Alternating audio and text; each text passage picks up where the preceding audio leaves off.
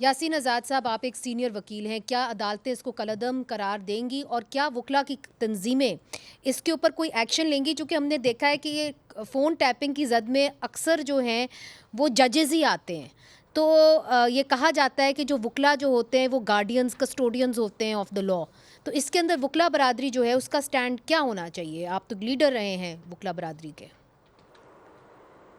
देखें, सबसे पहली बात यह है कि जो 2013 का एक्ट है उसका स्टार्ट है, देखें तो इन्वेस्टिगेशन फॉर फेयर ट्रायल का जुमला इस्तेमाल किया गया है।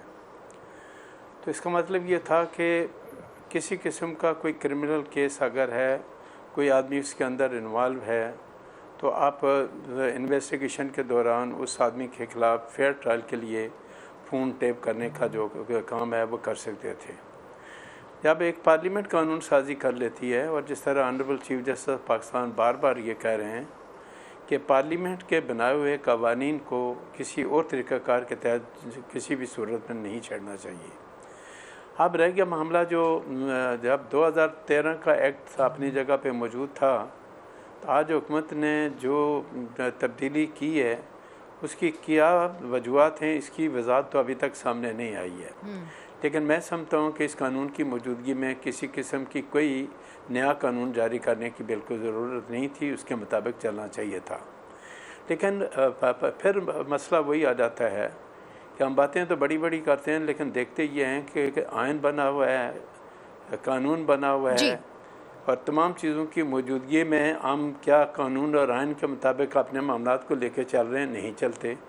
और यही बात आज आप देख रहे हैं कि ऑनरेबल सुप्रीम कोर्ट के सामने जो मामला गया है जी, और 13 जज साहिबान ने जो रिज़र्व सीटों के हवाले से प्रोसीडिंग की है, उसमें बार बार यही बात आ रही है कि सबसे पहले आइन और उसके बाद दूसरे कवानीन जो पार्लियामेंट वक्तन फ़क्तन बनाती है उस पर अमल करना ज़रूरी है। ठीक।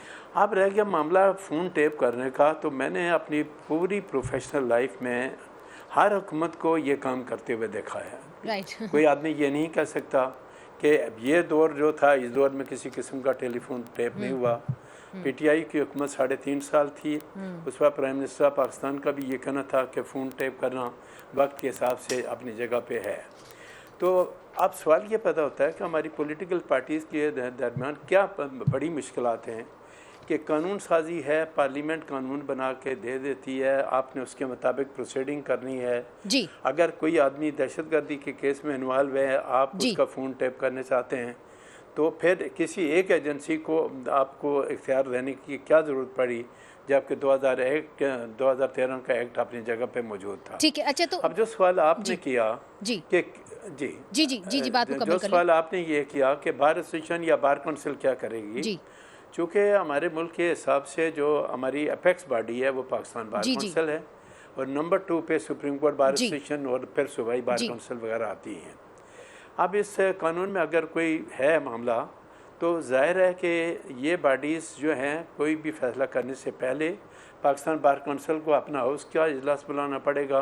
ठीक है सर, मैं सुप्रीम आपकी कोर्ट बात बार समझ को गई। अपनी लेट्स मूव एग्जीक्यूटिव कमेटी का फॉरवर्ड। इजलास यासीन बुलाना साहब, पड़ेगा आपने कुछ और उनसे जी अप्रूवल लेनी चाहिए।